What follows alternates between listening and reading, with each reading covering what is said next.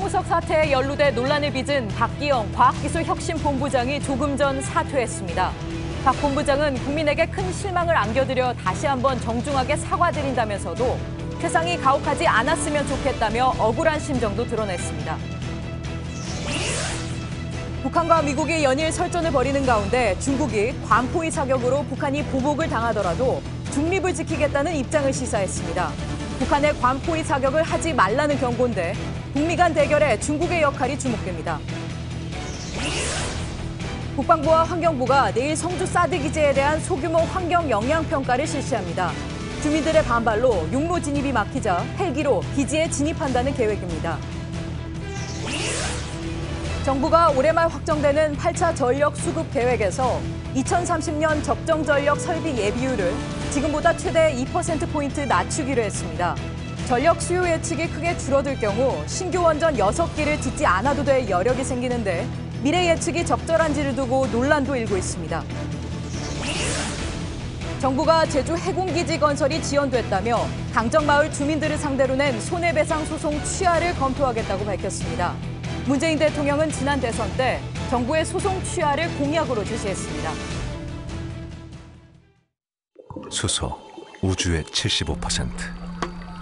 그 무한한 수소로 자동차를 달리게 하다. 현대자동차. 시청자 여러분, JTBC 뉴스룸입니다. 박기영 과학기술혁신본부장이 오늘 저녁 자진 사퇴했습니다. 임명된 지 나흘 만입니다. 청와대는 어제까지만 해도 박 본부장의 임명 철회 의사가 없다고 밝혔지만 과학계의 반발, 그리고 여권의 반대, 더 크게는 황우석 사태에 대한 일반 국민들의 싸늘한 여론이 사실상의 인사 철회를 택하게 했습니다. 문재인 정부 출범 이후에 자진 사퇴 형식의 인사 철회, 이번이 세 번째입니다. 이희정 기자입니다. 박기영 과학기술혁신본부장이 오늘 저녁 사퇴의변을 남기고 스스로 물러났습니다. 박 본부장은 먼저 어려운 상황이 예상됨에도 불구하고 저를 본부장으로 지명해 주시고 대변인 브리핑으로 또다시 신뢰를 보여주신 대통령께 감사드린다고 밝혔습니다. 그러면서 책임자로서 수백 번 무릎 꿇고 사과하고 싶었고 국민 모두에게 죄스러웠다며 과거 일에 대해 다시 한번 사과했습니다. 황우석 논문 조작 사건에 대한 자신의 입장도 밝혔습니다. 당시 지방 연구자였던 자신의 상황을 설명하면서 황우석 교수의 논문 조작이 임기 중에 일어났다고 해서 논문 사기 사건의 주동자나 적극적 가담자로 표현되는 것은 부당하다고 생각한다고 덧붙였습니다. 박 본부장은 지난 7일 임명 발표 후 과학기술단체뿐 아니라 여야 정치권에서 반대의 목소리가 잇따라 나오는 등 자진 사퇴 압박을 받아왔습니다. 박 본부장은 사퇴를 결정하면서 주변 사람들에게 대통령께 부담이 되고 있다며 자진 사퇴를 결정했다고 전달한 것으로 전해졌습니다. 박 본부장의 사퇴는 안경환 전 법무부 장관 후보자, 조대엽 전 노동부 장관 후보자에 이어 세 번째입니다. JTBC 이희정입니다. 자, 그렇다면 하루 만에 청와대와 박 본부장의 입장은 왜 달라졌을까? 박기영 본부장의 자진 사퇴 뒤에는 여론의 반발이 말씀드린 대로 컸습니다. 자, 황우석 사태는 사실 과학계뿐만이 아니라 일반 국민들도 받아들이기 어려운 부분이었죠. 상황이 이렇게 돌아가면서 오늘 우원식 민주당 원내대표가 청와대에 인사철회를 요청했습니다. 조익신 기자입니다. 오늘 서울대 교수 300여 명은 과학계를 모독하지 말라며 박기영 본부장의 사퇴를 촉구하는 성명서를 발표했습니다. 어제 문재인 대통령까지 직접 나서 박기영 본부장의 공을 평가해달라고 했지만 과학계의 반발은 줄어들지 않았습니다. 보수와 진보 가릴 것 없이 박 본부장의 사퇴에는 야사당의 목소리가 같았습니다. 국정농단의 주역인 최순실에게도 공과 화가 있을 것입니다. 승마 산업을 육성하려 했다는 공개적인 논평을 꺼리던 더불어민주당도 물밑에서 움직였습니다. 우원식 원내대표가 박 본부장이 공직을 맡기엔 부적합하다는 뜻을 청와대에 전달했던 것으로 알려졌습니다. 박 본부장이 자진 사퇴 의사를 밝히자 청와대는 본인의 사퇴 의사를 존중하겠다는 입장을 밝혔습니다. 더 낮은 자세로 국민의 목소리를 경청하도록 노력하겠다는 입장도 함께 전해 이번 임명 과정에 다소 무리가 있었다는 점을 사실상 시인했습니다. 이번 인사결정 과정에 참여했던 한 청와대 인사는 반발이 이 정도일 줄은 몰랐다며 당혹감을 나타냈던 것으로 알려졌습니다. 일부에서는 이번 일을 계기로 청와대 인사 시스템을 다시 한번 점검할 필요가 있다는 목소리도 나옵니다. JTBC 조익식입니다. 북한은 정신 차리지 않으면 고통을 겪게 될 것이다. 트럼프 미국 대통령이 오늘도 강경 발언을 이어갔습니다. 북한 역시 결사항전을 강조했습니다. 자, 이처럼 긴장이 고조되는 상황에서 중국이 주목할 만한 입장을 냈습니다. 북한이 괌 포위 사격을 강행해서 보복을 당하더라도 중국은 중립을 지키겠다인데, 다시 말해서 미국이 북한을 보복 공격해도 중국은 개입하지 않겠다는 얘기입니다. 북한의 ICBM 발사 이후에 끝없이 높아지는 긴장 국면, 전환점이 될 수 있을지 주목됩니다. 베이징에서 신경진 특파원입니다. 북한이 주도적으로 미국 영토를 위협하는 미사일을 발사해 보복을 초래할 경우 중국은 중립을 지킬 것이다. 중국 환구시보가 북한의 선제 도발에는 돕지 말아야 한다고 주장했습니다. 한미동맹이 군사적 타격으로 북한 정권의 전복을 시도한다면 중국은 결단코 힘으로 저지하겠다고도 했습니다. 그러면서 북한과 미국의 행동이 중국의 이익을 위험에 빠뜨린다면 중국은 어느 쪽에 도움을 주는 지렛대가 아닌 벽이 되어야 한다고 강조했습니다. 북한과 미국을 함께 겨냥한 경고인 동시에 북한 누르기라는 해석도 나왔습니다. 하지만 전반적인 논조는 북한을 비호하는 성격이 짙었습니다. 이 매체의 총편집인은 전날 북한의 당근을 진지하게 고려해야 한다며 그 이유로 북한의 국가안보에 대한 우려를 들었습니다. 중국 동북지역 불안 요소를 차단해야 한다는 의미입니다. 중국군은 최근 서해에서 북해, 동해, 남해 3개 함대 병력을 총동원, 대규모 실전 훈련을 실시했습니다. 한반도 유사시 개입을 상정한 연습입니다. 중국 외교부는 오늘 성명을 내고 현재 한반도 상황은 복잡하고 민감하다며 서로 교대로 강해 보이기 위해 정세를 끊임없이 악화시키는 옛길로 가지 말아야 한다고 주장했습니다. 한편 홍콩 명보는 미국이 실제로 군사력을 사용할 가능성은 낮다고 평가했습니다. 중국 관영 매체의 한반도 중립론은 중국의 이익을 지키기 위해서라면 대가를 치를 준비가 되어 있다는 의지를 분명히 한 것으로 해석됩니다. 베이징에서 JTBC 신경진입니다. 이런 상황에서 미국에서는 군사 대응과 외교적 대화, 이 두 가지가 모두 나오고 있습니다. 앞서 전해드린 것처럼 트럼프 대통령은 오늘도 북한에 대한 군사적 경고를 이어갔습니다. 하지만 정권의 종말, 그리고 북한 국민의 파면을 언급했던 매티스 국방장관은 하루 만에 외교적 접근을 선호한다고 말했습니다. 워싱턴에서 김현기 특파원입니다. 이틀 전 화염과 분노 발언이 지나쳤던 것 아니냐는 기자의 질문에 트럼프는 정색했습니다. People that were questioning that statement, was it too tough? Maybe it wasn't tough enough. They've been doing this to our country for a long time, for many years. And it's about time that somebody stuck up. 북한의 괌 위협에 대해 강력한 보복도 다짐했습니다. Let's see what he does with Guam. He does something in Guam, it will be an event the likes of which nobody's seen before. What will happen in North Korea? 그러면서 이건 단순한 경고가 아니라 공식적 발언이라고 했습니다. 실제 트럼프 대통령의 발언은 이날 폼페오 CIA 국장, 맥메스터 백악관 국가안보보좌관 등으로부터 긴급 안보 브리핑을 받은 이후에 이뤄졌습니다. 선제 공격 가능성에 대해선 두고 보자며 즉답을 피하면서도 북한은 긴장하는 게 좋을 것이라고 말했습니다.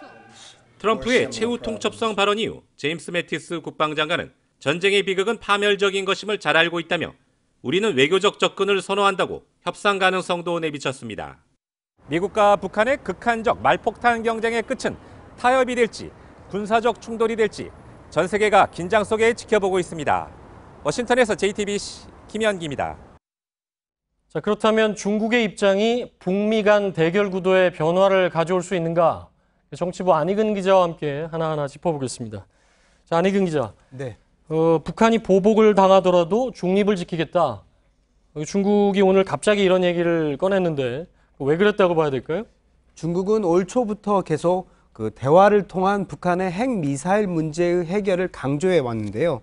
대표적인 전략이 쌍잠정, 쌍궤병행이란 중국의 전략입니다. 예. 그러니까 북한의 핵미사일 도발과 한미 연합 군사훈련의 잠정 중단을 고리로 비핵화와 평화협정 논의를 동시에 시작하자는 건데요. 남북의 모든 미국을 포함해서 요구를 하면서 뭔가 본인들이 주도를 하겠다 이렇게 봐야 되겠죠. 네, 예. 북한의 괌 포위 사격 계획은 이 같은 중국의 전략을 크게 그르칠 가능성이 큰데요.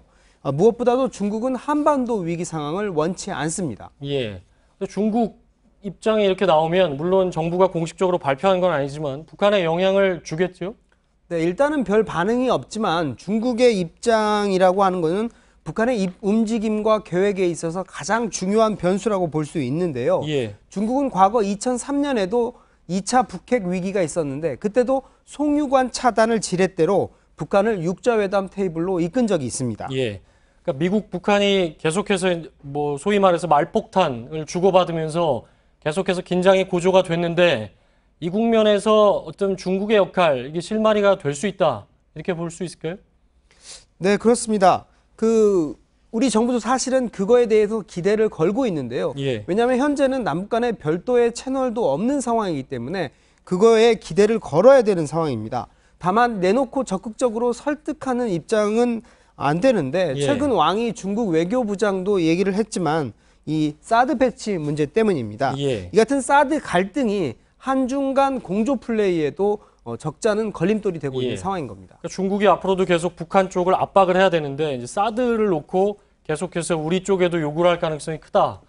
이렇게 봐야 되겠고요. 중국 쪽이 이렇게 우리가 협상 채널을 유지하고 있는 건데 미국과는 어떤 논의가 진행이 되고 있습니까? 네, 오늘 청와대 정의용 국가안보실장이 맥메스터 백악관 국가안보보좌관과 40여 분간 통화를 했는데요. 한미가 단계별 조치를 투명하고 긴밀하게 공조를 하기로 했습니다. 예. 그러니까 단호한 대응 공조에 대해서 이렇게 협력을 의논을 한 건데 아무래도 미국이 선제 공격이라든지 하는 군사 행동을 우리 입장에서는 옵션에서 배제해야 한다는 점을 강하게 설득했을 가능성이 큰데요. 최근 트럼프의 이딴 강경 발언이 사태 해결에 도움이 되지 않는다는 미국의 국내 여론도 있습니다. 예. 결국은 북한이 예고한 괌 포위 사격 할 거냐가 가장 중요한 이제 관건이 될 텐데 어떻게 군사 전문가들은 예측을 하고 있습니까? 네, 전문가들은 뭐 50대 50이라는 얘기도 많이 있는데 제가 예. 오늘 정부 당국자에게 물어보니까 아직까지는 전제 조건이 몇 개 남아 있다 이런 예. 말을 했습니다. 그러니까 김정은이 최종 결정을 하게 될 텐데 예. 중국의 압박 등 이 상황이 변화할 가능성도 여전히 있는 거고 예. 북한 역시 자신들이 할 수 있는 가능한 모든 것을 해서 어떤 그 긴장의 지수를 최대한 끌어올린 다음에 예. 이걸 또 협상 카드로 활용하려는 셈법도 가능한 상황이기 때문입니다. 예. 그러니까 중국의 오늘 입장이 뭐 환구시보라는 이제 관영 언론을 통해서 나왔지만 북한하고도 계속 뭔가 대화가 있을 수 있고요. 그러니까 결국은 며칠이 고비다. 앞으로 그렇게 봐야 되겠죠. 네, 북한의 김낙겸 전략군 사령관이 김정은 위원장에게 보고를 하겠다고 한 게 8월 중순이거든요. 예. 그러니까 앞으로 열흘 정도 지금 남아 있는 상황인데 그리고 다다음 주 이 시작되는 한미 을지 프리덤 가디언 연습도 변수가 될 수가 있는데 예. 왜냐하면 보통 미국의 전략 자산이 대거 집중되는 이 훈련 기간에는 보통 북한이 도발을 하지 않았기 때문에 앞으로 그 남은 열흘간의 정세 흐름 변수가 굉장히 중요하고 결국은 다음 주 초에 정세 흐름이 어떻게 갈 것인지가 굉장히 중요한 변수가 될 것 같습니다. 중국은 한미 군사 연합 훈련도 하지 말라는 얘기이기 때문에 그 연합 훈련을 불과 한 10여일 앞둔 상황이어서 여러 가지로 이제 복잡하게 돌아갈 것이다. 결국은 월화 다음 주 초가 이제 고비가 될 것이다. 이런 얘기들 분석이 되는군요. 정치부 안익은 기자였습니다. 네, 정부가 성주 사드 배치를 위한 소규모 환경 영향 평가를 내일 다시 시도하기로 했습니다. 주민들과의 충돌을 우려해서 평가단은 헬기를 타고 부대 내로 바로 들어갈 예정입니다. 주민 설득을 계속하겠다. 이게 정부의 입장인데 반발은 계속해서 더 커질 것으로 보입니다. 김민관 기자입니다. 내일 국방부와 환경부가 실시하려는 소규모 환경영향평가는 사드 기지의 전자파와 소음 측정입니다. 지난 10일 시도했지만 무산된 바 있습니다. 지역 주민과 시민단체가 환경영향평가단의 성주기지 육로 진입을 막아섰기 때문입니다. 이번에는 헬기를 동원하기로 했습니다. 주민들 반발이 계속돼 육로 진입은 사실상 불가능하다고 판단했습니다. 국방부 관계자는 40여 명을 태울 수 있는 수송용 헬기 한 대가 투입될 예정이라고 말했습니다. 그동안 국방부는 시간이 걸리더라도 주민 설득 작업을 계속하겠다는 입장을 밝혀왔습니다. 하지만 이번 평가 강행으로 오히려 주민들 반발이 더 커질 것이라는 지적입니다. 더욱이 전자파 측정 등의 지역 주민들이 참관을 거부하고 있어 평가 결과에 대한 신뢰 문제도 남을 전망입니다. JTBC 김민관입니다. 북한 리스크가 우리 경제에도 직접적인 영향을 주기 시작했습니다. 코스피 지수가 오늘 급락하면서 2320선이 무너졌습니다. 외국인들은 사흘 동안 1조가 넘게 주식을 팔았습니다. 구희령 기자입니다. 오늘 코스피는 열자마자 1.5% 넘게 뚝 떨어진 채 출발했습니다. 전날 미국 증시가 급락한 영향을 크게 받은 겁니다. 2319.71로 장을 마쳤지만 한때 2310선도 무너질 뻔했습니다. 외국인이 오늘 하루만 6,488억 원어치를 팔았는데 2년 만에 최고 기록입니다. 북한이 괌을 미사일로 공격하겠다고 발표한 뒤 사흘 동안 외국인이 판 주식은 1조 원이 넘습니다. 코스닥도 3개월 만에 처음으로 620대까지 떨어졌습니다. 지난달 말에는 북한이 미사일을 발사했지만 코스피 지수는 안정세였습니다. 이번에 주식시장이 크게 흔들린 건 트럼프 대통령이 강경한 발언을 쏟아내면서입니다. They will be met with fire and fury like the world has never seen. Maybe it wasn't tough enough. 이렇게 미국과 북한이 강하게 대립하자 미국 증시 역시 사흘 연속 떨어졌습니다. 불안정성이 커지면서 환율도 사흘 동안 18.4원이나 올라 1143.5원입니다. JTBC 구희령입니다. 촬영 기자들의 성향을 분류한 이른바 MBC 블랙리스트가 논란입니다. 제작을 거부하는 MBC 기자들의 움직임이 커지고 있습니다. 이미 100명이 넘는 기자와 PD가 제작 중단을 선언했고 오늘은 취재기자 80여 명이 동참했습니다. 신진 기자입니다.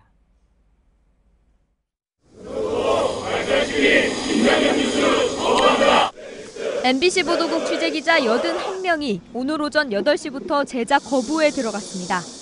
당시 뉴스에서 정부 비판 내용을 모두 삭제하도록 한다거나 또 세월호 유가족인 유민 아빠 김영호 씨의 단식 농성에 대해서는 비난의 내용을 담아서 리포트를 만들라는 지시를 내렸습니다. 저널리즘 가치를 훼손하는 부당한 지시를 받았다는 주장과 함께 기자 블랙리스트 의혹에 대해서도 강하게 비판했습니다. 소고기처럼 등급을 매겨 관리했다. 방송 저널리즘의 한 기둥인 영상 취재 기자들을 사찰하고 탄압했다. 기자들은 고영주 방송문화진흥회 이사장과 김장겸 사장 그리고 모든 보도국 보직 간부들의 사퇴를 요구했습니다. 앞서 시사 제작국까지 포함하면 제작 거부에 들어간 PD와 기자는 200명이 넘습니다. 이 때문에 MBC 뉴스와 시사 프로그램들은 일부 결방되거나 축소됐습니다. MBC 사측은 어제와 오늘 잇따라 경력 기자 채용 공고를 낸 것으로 확인돼 논란이 커질 것으로 보입니다. JTBC 신진입니다. 네, 검찰이 어버이연합 사무총장 추선희 씨를 재판에 넘겼습니다. 곳곳에서 미신고 불법 집회를 연 혐의입니다.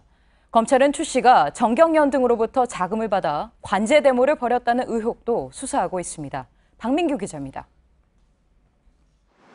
어버이연합 사무총장 추선희 씨는 2013년 5월 서울 남대문로 CJ그룹 본사 앞에서 집회를 했습니다.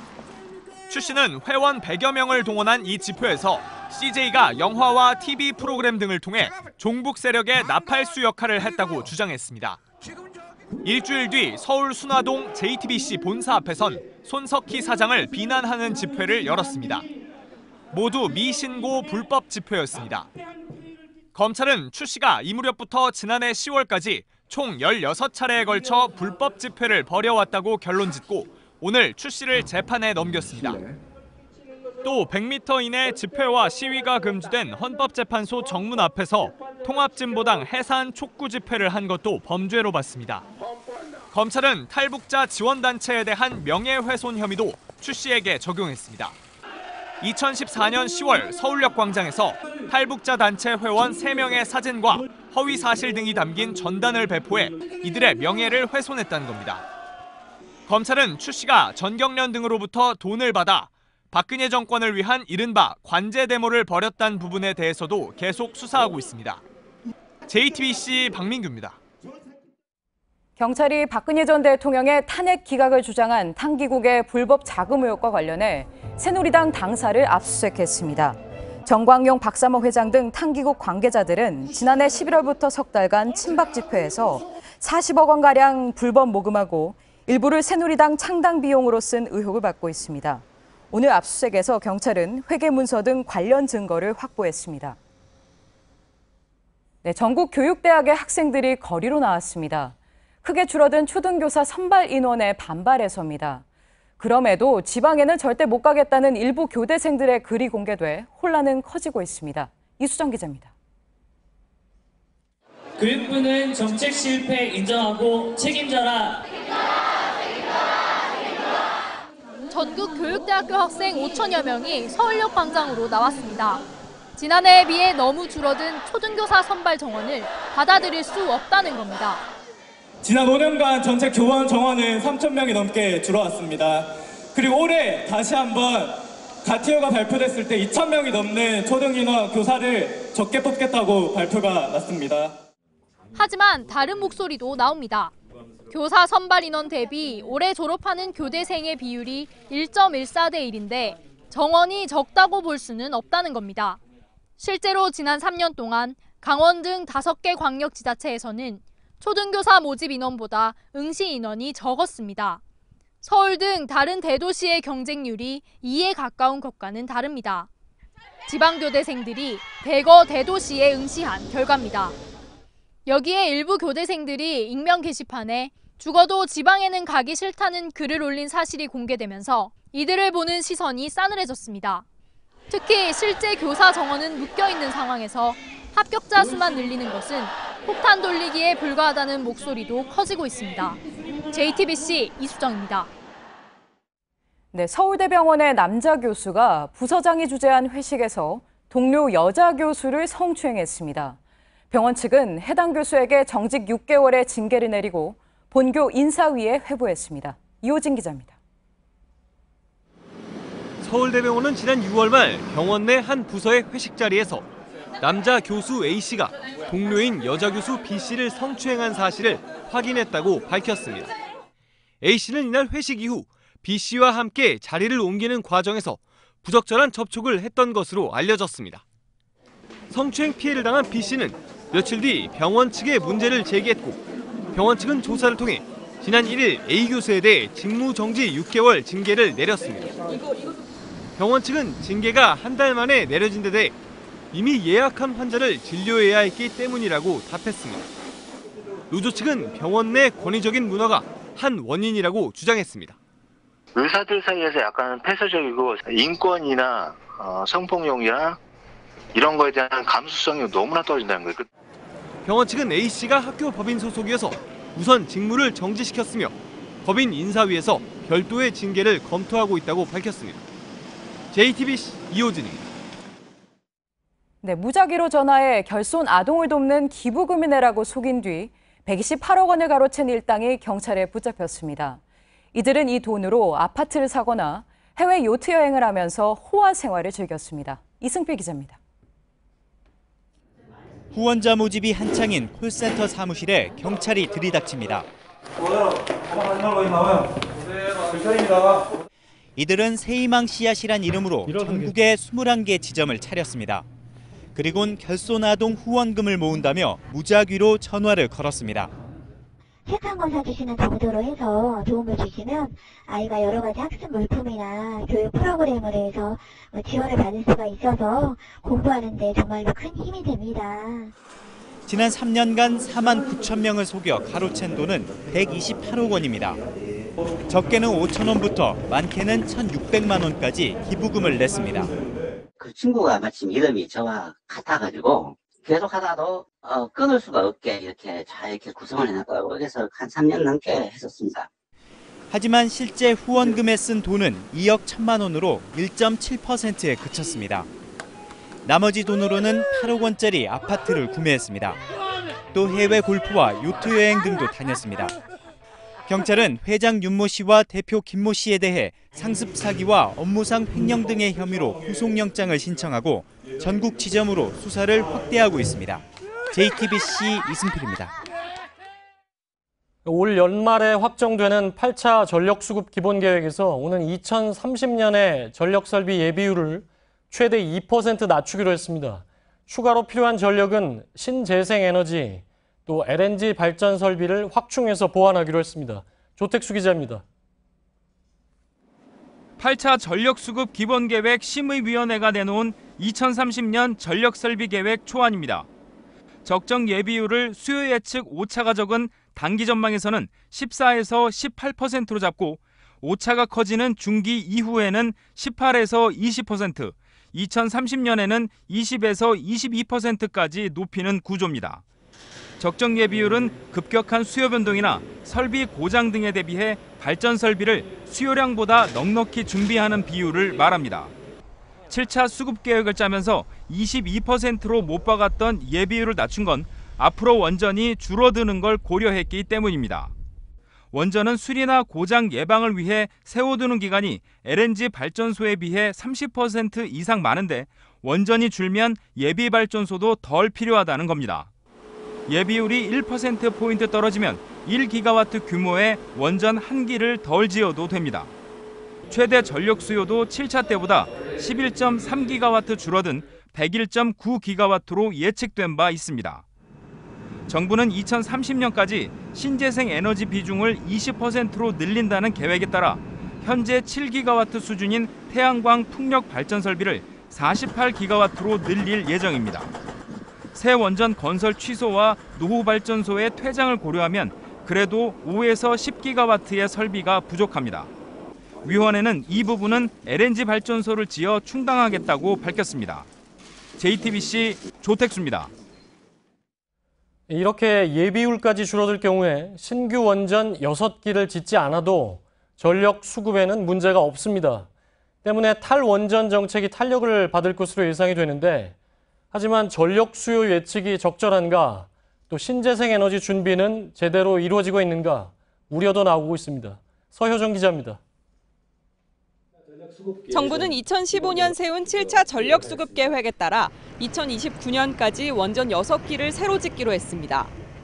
하지만 오늘 최대 전력 수요와 적정 예비율이 줄어 새 원전 건설이 더 이상 필요하지 않다고 밝혔습니다. 신한울 3, 4호기와 천지 1, 2호기, 그리고 아직 부지가 확정되지 않은 2기로 모두 8.8기가와트 규모입니다. 여기에 건설 중단 공론화위원회가 구성된 신고리 5, 6호기까지 더하면 11.8기가와트입니다. 새로 최대 전력 수요를 예측하며 줄어든 11.3기가와트와 비슷한 용량입니다. 이 때문에 탈원전 정책이 보다 탄력을 받을 전망입니다. 불안해하는 시선도 여전히 존재합니다. 우선 전력 수요 예측이 대폭 줄어든 것은 그동안 3.4%로 가정했던 GDP 성장률을 2.5%로 낮춰 잡았기 때문입니다. 하지만 경제 성장률은 언제든 변화할 수 있습니다. 실제 정부는 지난달 경제정책 방향을 발표하면서 올 경제 성장률을 3%로 잡은 바 있습니다. 또 태양광이나 풍력 같은 신재생 에너지는 날씨에 따른 발전량 변동이 큰데 이에 대한 준비도 부족하다는 지적입니다. 이에 대해 위원회 측은 신재생 에너지의 가변성을 고려해 5기가와트만 계획에 포함시킨 것이라며 경제 성장률이나 향후 전기차 수요 등도 적극적으로 반영할 것이라고 설명했습니다. JTBC 서효정입니다. 네, 이철성 경찰청장, 또 강인철 전 광주지방경찰청장, 이 두 경찰 고위 간부의 진실 공방은 최근에는 이전 투구 양상까지 보이고 있습니다. 청와대는 이 두 사람의 진실 공방을 공직기강 차원에서 살펴보고 있다고 밝혔습니다. 고석승 기자입니다. 청와대가 경찰 수뇌부의 진실 공방에 입을 열었습니다. 청와대 관계자는 기자들과 만나 경찰 최고위층 인사들이 국민들 보기에 적절하지 않은 모습을 주고받는 게 공직자로서 타당한 자세냐며 공직기강에 영향을 끼치는지 살펴보고 있다고 말했습니다. 강인철 전 광주지방경찰청장이 민주화의 성지라는 지방청 게시글의 표현을 이철성 청장이 삭제할 것을 지시했다고 주장하자 이 청장은 이를 부인한 가운데 강인철 전 광주지방경찰청장의 다른 비리 의혹이 나오기도 했습니다. 두 사람의 공방이 거세지자 경찰 내부에서는 동반 사퇴 요구도 나왔습니다. 다만 청와대는 직접 나서서 관련 조치 등을 취하지는 않겠다는 입장입니다. 청와대 관계자는 주무부처인 행정안전부 장관이 검토할 것이라고 말했습니다. 청와대가 경찰 최고위층 두 사람의 공방을 공직기강 차원에서 살펴보는 만큼 이철성 경찰청장의 사퇴 가능성이 높아졌다는 분석도 나옵니다. JTBC 구석승입니다. 공관병에 대한 소위 갑질 의혹으로 수사를 받고 있는 박찬주 육군대장이 자신에 대한 전역 연기가 부당하다며 국방부에 인사소청을 냈습니다. 박 대장은 군인사법상 전역 연기가 위법하다고 주장했는데 국방부는 조만간 소총심사위원회를 열어서 심의할 계획입니다. 검찰이 전두환 회고록의 판매 수입, 그러니까 인세를 추징하게 해달라고 법원에 신청했습니다. 전두환 씨는 뇌물죄 등에 따라서 부과된 2,200억대 추징금 중에 절반도 아직 내지 않았지요. 검찰은 인세에서 받아내겠다고 의지를 밝혔습니다. 임지수 기자입니다. 검찰이 전두환 회고록 인세를 압류해 추징하게 해달라고 법원에 신청했습니다. 지난 4월 회고록이 출간된 이후 벌어들인 수익금을 전 씨가 아직 내지 않은 미납 추징금으로 회수하겠다는 겁니다. 앞서 대법원은 지난 1997년 전 씨의 뇌물 및 내란 혐의를 인정하며 2,205억 원대의 추징금을 부과했습니다. 하지만 전 씨는 전 재산이 29만 원이라고 주장해왔습니다. 검찰은 은닉재산 추적 등을 통해 절반 정도인 1,151억여 원만 환수한 상태입니다. 3권으로 구성된 회고록은 권당 2만 3천 원대입니다. 유명 인사들 인세가 판매액의 10%인 점을 고려하면 전 씨의 인세도 권당 2,300원으로 추정됩니다. 법원이 신청을 받아들이면 검찰은 전국 서점으로 유통된 판매량 등을 파악해 인세를 국고로 환수 조치할 예정입니다. 앞서 지난 4일 법원은 회고록에 대해 광주민주화운동을 폭동이라고 주장한 등 33곳의 표현을 삭제하지 않으면 출판하거나 배포할 수 없도록 조치했습니다. 하지만 전 씨 측은 법원 결정에도 반발하며 이의 신청을 하겠다고 밝히기도 했습니다. JTBC 임지수입니다. 박근혜 정부는 제주 해군기지 건설에 반대하는 강정마을 주민을 상대로 수십억대 소송을 제기한 바 있습니다. 오늘 열린 첫 재판에서 정부는 소송 취하를 포함해서 다른 해결 방법을 찾겠다고 밝혔습니다. 정원석 기자입니다. 박근혜 정부는 지난해 3월 제주 강정마을 주민들을 상대로 34억 4천만 원의 손해배상 청구 소송을 냈습니다. 주민들과 시민단체 등의 반발로 공사 기간이 지연됐다면서 삼성물산 등 민간 건설업체에게 정부가 200억 원대의 공사 지원금을 물어줬다는 이유였습니다. 오늘 1년 5개월 만에 열린 첫 변론 기일에서 정부 측은 재판을 연기해달라고 신청했습니다. 소송 취하를 비롯해 재판 대신 다른 해결 방법을 찾겠다는 겁니다. 앞서 문재인 대통령은 대선 기간 중에 해당 소송의 취하를 공약으로 말하기도 했습니다. 일단 오늘 재판에서 정부는 주민들과 협상할 시간으로 4개월 정도를 달라고도 했습니다. 하지만 재판부는 정부 측 요청을 2개월로 제한해 받아줬습니다. 주민들은 협상 과정에서 정부가 까다로운 추가 조건을 내걸지 않아야 한다는 입장입니다. 철회되는 것이 지극히 상식적으로 맞음에도 불구하고 구상권 철회에 전제 조건을 자꾸 붙이는 것은 우려할 만한 일이다라는 거죠. 2달 뒤 최종 협상 결과가 주목됩니다. JTBC 정원석입니다. 그제 발표된 이른바 문재인 케어 건강보험 적용 대상을 대폭 넓히는 게 핵심입니다. 하지만 500만 명으로 추정되는 탈모 환자들은 적용 대상에서 제외됐습니다. 이 결정을 두고 탈모는 단순한 미용 문제가 아니다. 탈모 환자들이 반발하고 있습니다. 이정엽 기자가 취재했습니다. 47살 홍모 씨는 10여 년 전부터 머리카락이 급속도로 빠져 남모를 고통에 시달렸습니다. 스스로 위축되는 데다 주변 사람들이 생각 없이 던지는 농담에 상처받기 일쑤였습니다. 결국 머리가 나는 부수 효과가 있는 전립선 치료제를 먹기 시작했는데 건강보험이 안 돼 약값이 만만치 않습니다. 홍 씨처럼 탈모 치료를 받는 환자들이 줄잡아 500만 명에 이르는 걸로 추산됩니다. 하지만 탈모 치료는 기본적으로 미용의 영역이어서 이번 문재인 케어에서도 건강보험 대상에서 제외됐습니다. 이거는 국가가 조금 책임을 지어주는 쪽이 맞다고 생각을 하고요. 이용 차원에서만 바라본다면 좀 직무유기가 아닐까. 홍 씨를 비롯한 탈모 환자들은 인터넷 카페 등을 통해서 불만을 쏟아내기 시작했습니다. 의료계에선 유전적 원인으로 발생하는 탈모도 질병으로 보고 건보 대상에 넣어야 한다는 지적과 아직은 시기상조라는 목소리가 공존하고 있습니다. 복지부는 탈모 치료가 미용의 목적이 적지 않은 점을 고려해야 하고 스트레스성 원형 탈모 등 질병으로 인한 탈모는 이미 혜택을 받고 있다고 강조했습니다. JTBC 이정엽입니다. 디딤돌 대출은 무주택 실수요자의 주택 구입을 위해서 저리로 낮은 이자로 자금을 지원하는 거지요. 이 디딤돌 대출 대상도 정부가 강화하기로 했습니다. 이게 서민들의 내 집 마련 걱정을 덜어주기 위해서 마련한 공적 대출인데 엉뚱하게 투자용으로 쓰이고 있다는 지적에 따른 겁니다. 이주찬 기자입니다. 디딤돌 대출은 연소득 6천만 원 이하 무주택 세대주가 시가 5억 원 이하 주택을 구입할 때 저리로 빌려주는 금융상품입니다. 국토교통부는 최근 들어 대출을 받은 뒤 전세로 돌려 시세 차익을 챙기고 파는 갭투자 사례가 늘고 있다는 판단입니다. 이에 따라 오는 28일부터 갭투자를 막기 위한 실거주 의무 제도를 도입합니다. 디딤돌 대출자는 한 달 내에 전입신고를 하고 1년 이상 직접 살아야 합니다. 만약 방문조사 등을 통해 실제 살고 있지 않을 경우 배상금을 물리거나 대출금을 회수할 수 있습니다. 연간 디딤돌 대출 규모는 8조 원 정도입니다. 국토부는 갭투자로 오용됐던 상당 금액이 실수요자에게 혜택으로 돌아갈 것으로 기대하고 있습니다. 정부는 또 편법 대출을 막는 방안도 추가로 내놨습니다. 예를 들어 5억 원짜리 집을 살 때 최대 1억 원까지 주택담보 비용이 줄어들었는데 이를 신용대출을 통해 메우려는 것을 막겠다는 것입니다. 실제 지난 7월 한 달간 신용대출은 전달보다 4배 증가했습니다. JTBC 이주찬입니다. 12년 전 허리케인 카트리나로 물에 잠긴 미국 뉴올리언스가 큰 홍수로 또 잠겼습니다. 당시 정부의 늑장 대처가 비난을 받았는데 이번엔 17조 원을 들인 배수 시스템이 제대로 작동하지 않았습니다. 부소연 특파원입니다. 주택과 상가가 마치 수상가옥 같습니다. 쉴 새 없이 쏟아지는 비로 차는 물속에 꼼짝없이 갇혔습니다. 비가 그친 틈을 타 쓸만한 가재 도구를 챙겨보지만 얼마 되지 않습니다.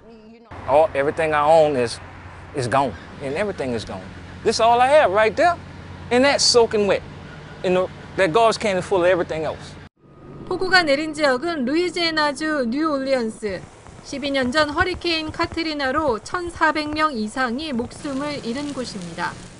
당시 시정부는 우리 돈 17조 원을 투입해 배수 시스템을 재정비했지만 이번에도 제 역할을 하지 못했습니다. That some parts of our system did not operate as they should have. More specifically, we had some pumps out of service and there were some power generation issues that impacted the Sewage and Water Board's ability.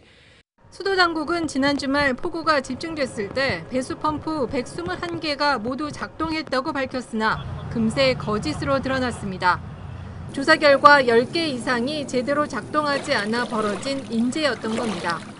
비가 더 내릴 것으로 예보되면서 피해 지역에는 비상사태가 선포됐고 시 주요 간부들은 사태 수습 후 사퇴를 약속했습니다. 로스앤젤레스에서 JTBC 구소연입니다. 유럽에서 살충제 성분에 오염된 달걀이 유통된 것으로 알려지면서 국내에서도 파문이 확산되고 있습니다. 일단 문제가 된 국가들의 달걀은 국내에 수입되거나 유통되진 않았습니다. 하지만 수입 가공식품에 포함됐을 수 있다는 가능성 때문에 불안감이 커지고 있습니다. 전다빈 기자입니다. 7개월 아이를 키우는 이상경 씨는 요즘 가공식품을 살 때 성분과 원산지를 특히 유심히 봅니다. 유럽의 살충제 오염 달걀 논란으로 혹시나 싶은 마음 때문입니다. 요즘 수입 과자나 가공식품을 접할 기회가 굉장히 많은데 유럽에서 이런 문제가 있다고 하니까 아이 엄마로서 굉장히 좀 불안해요. 서유럽에서의 달걀 파문이 유럽 전역으로 확산하는 가운데 국내에서도 소비자 불안이 높아지고 있습니다. 이에 어제부터 국내 편의점 업체들과 마트, 백화점 등은 벨기에, 네덜란드의 와플 제품 판매를 중지하고 있습니다. 식품의약품안전처는 수입 통관 단계의 유럽산 달걀과 가공품, 그리고 닭고기를 정밀 검사하고 있습니다. 유럽산 오염 달걀로 만든 과자나 빵 등을 섭취해도 함유 비율이 크게 낮아 건강에는 문제가 없다는 입장을 밝히기도 했습니다. JTBC 전다빈입니다. 지난 6월 충남의 한 바닷가에서 50대 남성이 물에 빠져 숨졌습니다. 당시 가족들은 갯바위에서 미끄러졌다고 신고했습니다. 그런데 수사해보니 10억 원이 넘는 보험금을 노리고 전처와 아들이 저지른 살인이었습니다. 어한이 기자입니다. 지난 6월 22일 충남 서천군의 한 갯바위에서 58살 김모 씨가 물에 빠져 의식을 잃었다는 가족들의 신고 전화가 접수됐습니다. 119 구급대가 출동해 김 씨는 병원으로 옮겨졌지만 끝내 숨졌습니다. 김 씨는 이혼한 전 부인, 20대 아들과 함께 여행을 온 상태였습니다. 단순 익사사고로 처리될 뻔했지만 해경이 사고 당시 조수간만의 차이를 조사한 결과 놀라운 사실이 밝혀졌습니다. 저희가 모의 실험한 결과 수심이 10cm 이내로 떠밀리거나 외부의 힘이 아니면 도착할 수 없는 장소이기 때문에 특히 숨진 김 씨 앞으로 13억 원을 받을 수 있는 보험에 가입돼 있었습니다. 보령 해경은 전처와 아들이 김 씨의 목덜미를 잡고 수면 아래로 강제로 넣어 익사시킨 뒤 사고로 위장했다고 결론 내렸습니다.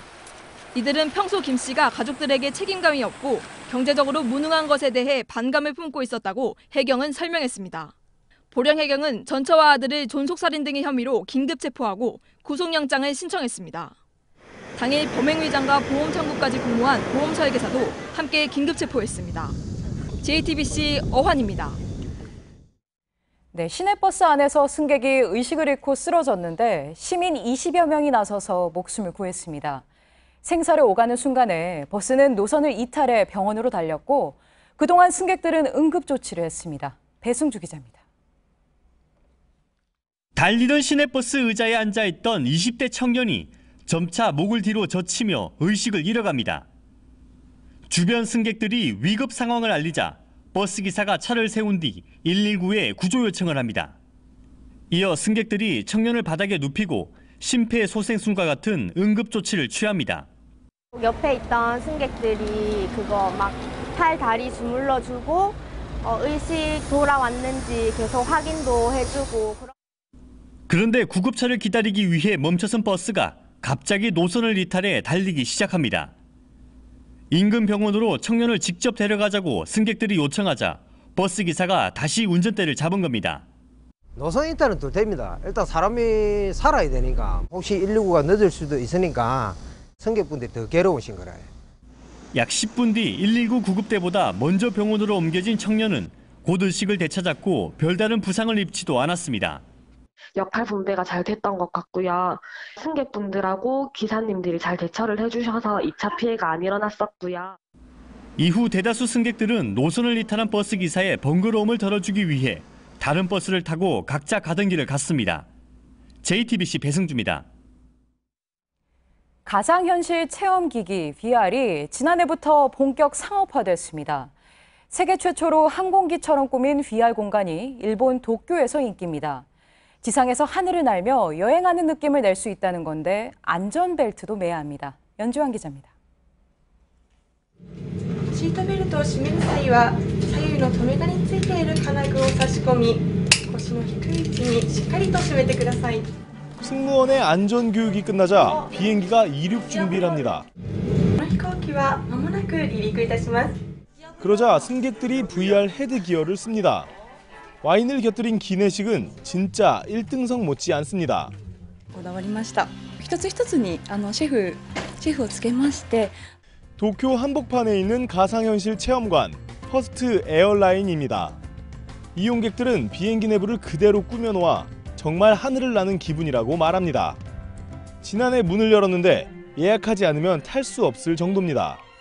지상에 앉은 채로 런던 아이에서 이탈리아 콜로세움까지 갈 수 있습니다.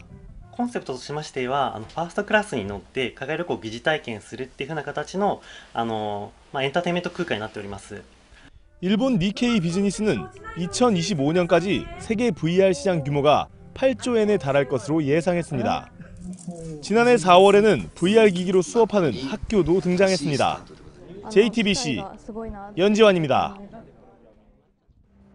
김영주 고용노동부 장관 후보자가 인사청문회에서 최저임금 위반에 대해 징벌적 손해배상제를 도입해야 한다고 밝혔습니다. 징벌적 손해배상제는 실제 손해액의 최대 3배를 배상하도록 하는 제도입니다. 김 후보자는 최저임금을 못 받았을 경우 정부가 우선 지급하고 이후 정부가 고용주에게 받는 방안도 추진하겠다고 말했습니다.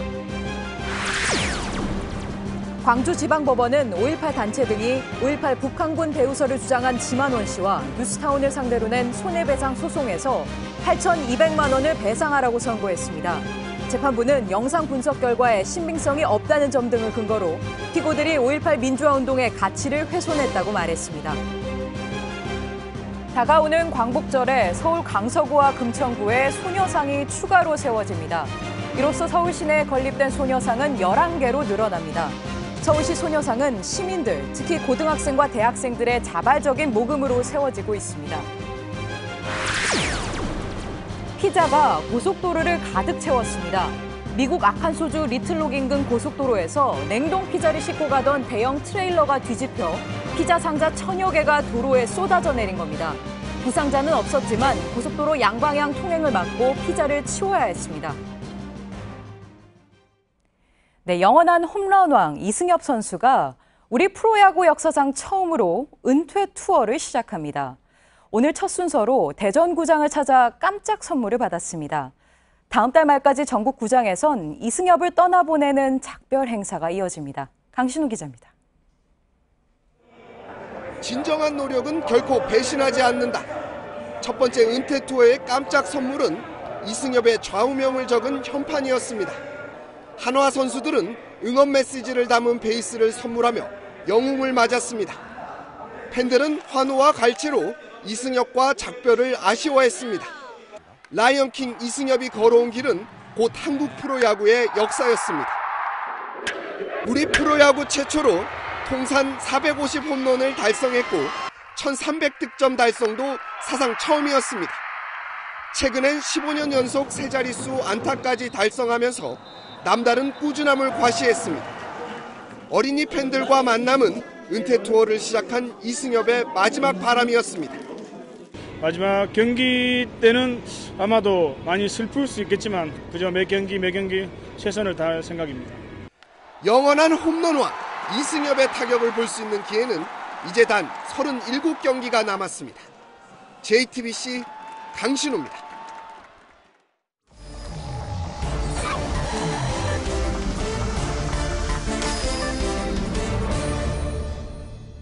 네, 비하인드 뉴스 정치부 김혜미 기자와 함께하겠습니다. 자, 김혜미 기자, 네. 첫 번째 키워드 볼까요? 네, 첫 번째 키워드는 의문의 미국행입니다. 과거 노무현 전 대통령 수사를 지휘했던 이인규 전 대검 중수부장이 갑자기 다니던 법무법인을 그만두고 미국 출국을 준비하고 있는 것으로 확인이 됐습니다. 미국 간다, 이렇게 본인이 직접 얘기를 한 건가요? 본인이 직접 말하진 않았습니다. 하지만 로펌에 확인을 해보니까요. 미국에 출국을 한다면서 퇴사한 것으로 그렇게 밝혔고요. 그리고 저희 취재진이 직접 오늘 자택을 찾아가 보기도 했는데요. 보시죠. 그러면 미국에는 뭐 언제쯤 가신대요? 저는 확실하게 모르겠습니다. 아, 그럼 가시는 건 가시는 거세요? 네. 가긴 간다고 얘기를 하네요. 네. 누군지 모르겠지만. 네, 집 관계자, 집에 계신 분인데요. 그런데 이제 이인규 전 중수부장이 지금 이른바 논두렁 시계 사건과 아주 직접 관련이 있는데 지금 국정원에서 이 부분을 조사하던 상황에서 출국 얘기가 나와서 지금 의문을 낳고 있습니다. 그 논두렁 시계 사건이 여러 가지 조사 대상 중에 하나인데 그 얘기부터 좀 해볼까요? 네, 잠깐 좀 설명을 드리겠습니다. 2009년 5월에요. 노 전 대통령 수사 진행 중에 언론에서 권양숙 여사가 박연차 전 태광실업 회장으로부터 받은 명품 시계를 논두렁에 버렸다라는 보도가 나왔습니다. 그리고 나서 이제 그 뒤 언론에서 굉장히 많은 보도들이 이어졌는데요. 그로부터 열흘 뒤에 노 전 대통령이 이제 스스로 목숨을 끊었습니다. 이때 수사 지휘 라인에 있었던 게 이인규 전 중수부장과 그리고 또 그 밑에 주임 검사가 우병우 전 수석이었습니다.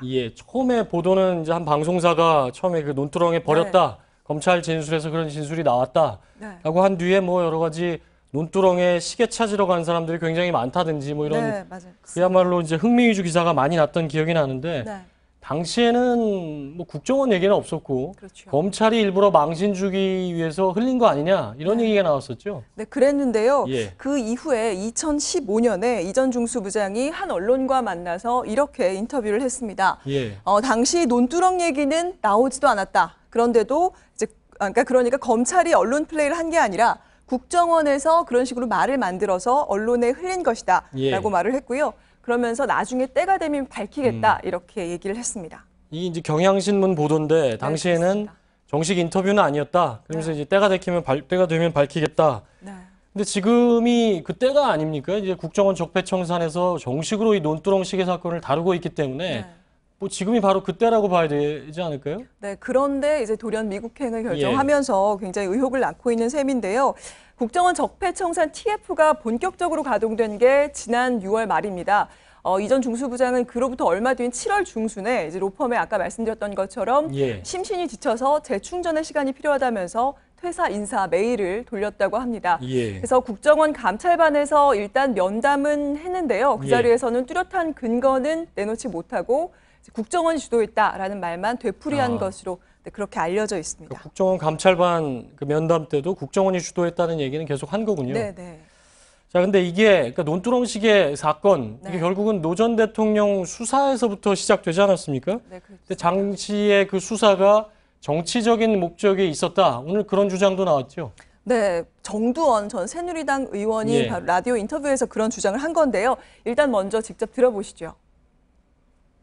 국정원장 빼고 셋 중에서 한 명만 남겨놓고 교체한다고 이제 그런 얘기가 이제 돌았어요. 그때 거기서 국세청에서 하여간 박연차 수사를 하면서 박연차를 잡으면은 노무현 대통령도 잡을 수 있다. 이제 그렇게 얘기를 했다는 거예요. 예. 그 당시에 이명박 정부에서 그런 얘기가 나왔다. 그러니까 정두원 전 의원은 그렇게 얘기를 하는 거군요. 네, 그래서 왜 그럼 그런 일이 있었냐라고 했을 때 정 전 의원은 당시에 광우병 사태를 겪으면서 정부에 대한 반대 세력이 굉장히 강했고 이명박 정부에서 좀 그걸 제압하겠다는 인식이 있었던 걸로 추측된다 이렇게 전했습니다. 그러니까 지지율 회복을 위해서 정권 차원에서 그런 움직임이 있었고, 그러니까 그 권력기관, 이른바 권력기관에서 앞다퉈서 이 문제를 다뤘다. 그렇게 봐야 되겠군요. 적폐청산 TF에서 다루고 있으니까 조만간 진실이 밝혀지겠죠. 자, 두 번째 키워드 볼까요? 네, 두 번째 키워드는요. 반장 노리는 반장 친구입니다. 누굽니까? 네, 국민의당 대표 출마를 선언한 이현주 수석 얘기입니다. 먼저 오늘 발표를 들어보시죠. 저 이현주는 한 번도 모호한 태도로 우리 당원들을 헷갈리게 한 적이 없는 강단 있는 정치인임을 모두가 아실 것입니다. 국민의당을 명실상부한 전국 정당으로 일으켜 세우겠습니다. 그러니까 지금 보면 김혜미 기자 얘기한 대로 보면 반장이 안철수 전 대표고 반장 친구가 이현주 의원을 얘기한 것 같은데, 그러니까 이현주 의원 같은 경우에는 안철수 전 대표 출마를 지지하지 않았습니까? 네, 그렇게 또 지지를 선언하면서 탈당을 했었던지라 많은 민주당에서 분들이, 많은 분들이 이제 안 전 대표를 돕고 있다라고 알려져 있는데요. 아마 많은 분들이 또 대선 전에 이 수석이 안 전 대표를 지지했던 그 장면을 기억을 하실 겁니다. 좀 확인을 하시죠, 먼저. 안철수 후보가 당선되어서 우리 정치판이 대격변이 일어나고 도와주십시오. 저기 이제 대선 전에 대선 선거운동할 때죠. 그렇습니다. 대선 후에도요 변함없는 지지를 보이면서 당내의 친안철수계로 분류가 됐습니다. 안 전 대표가 지난 3일 출마 선언을 했잖아요. 근데 그 이후에도 이현주 의원은 계속해서 이제 안 전 대표에 대한 지지를 돌려서 표현을 했는데요. 당시에 달라진 안철수 전 대표의 모습을 보여주고 정면 돌파했으면 좋겠다라고 말을 했고요. 불과 며칠 전에도 안 전 대표가 선당 후사를 말했는데 진정성이 있을 것이라면서 힘을 실었습니다. 국민의당 현역 의원 중에서 안철수 전 대표 출마를 저렇게 지지하는 의원들이 이렇게 많지는 않았는데 그중에 한 명이었는데 왜 갑자기 마음을 바꾼 겁니까? 네, 오늘 기자회견에서도 그래서 안 전 대표와 사이가 틀어진 게 아니냐 이런 질문이 쏟아졌는데요. 먼저 이현주 의원의 답을 직접 한번 들어보시죠. 우리는 같은 방향을 크게 보면 같은 방향을 보고 있는 동지적 관계다. 그런 어떤 틀 안에서 우리가 치열하게 경쟁하는 게 국민과 당원을 위한 도리다. 반장의 친구는 반장 선거 못 나가냐? 제가 얘기한 거고요. 네, 이게 이렇게 그러니까 본인이 얘기를 한 거군요. 반장 그렇습니다. 김혜미 기자가 나는 잡았는 줄 알았는데 그게 아니라 본인이 반장 친구는 반장 선거 못 나가냐? 네.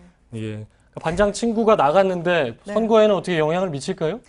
안전대표 측으로서는 약간의 긴장을 할 수밖에 없는 상황입니다. 예. 이제 기존의 호남의 정동영, 천정배 후보와 비호남 안철수 대표의 그런 구도에서요, 이 자자 구도로 이렇게 확대가 되면서 안전대표의 과반 득표가 어려워진 게 아니냐라는 추측이 나옵니다. 예. 이 당원 51%가 호남에 집중돼 있는 데다 지지층이 아무래도 이현주 의원과 좀 겹칠 수밖에 없기 때문에 안전대표의 표가 좀 더 빠질 수 있다라는 추측인데요. 일단 안전대표 측은 그 당선에 큰 영향을 주지 못한다. 안전대표의 당선에 영향이 없을 것이다. 이렇게 장담했습니다. 예, 그러니까 안전대표로서는 중요한 우군이었는데 네. 경쟁자가 된 셈이군요. 그렇습니다. 정치부 김혜미 기자였습니다. 네, 마지막으로 날씨입니다. 내일 오후 전라 내륙에 소나기가 예보돼 있습니다. 주말 동안 서쪽 지방을 중심으로 낮 기온이 33도가 넘는 더운 날씨가 이어지겠습니다. 네, 오늘은 밤샘 토론이 있는 날이죠. 주제는 한반도 8월 위기설, 해법은 있나입니다. 많은 시청 바랍니다. JTBC 뉴스룸을 마치겠습니다. 시청해주신 여러분 고맙습니다.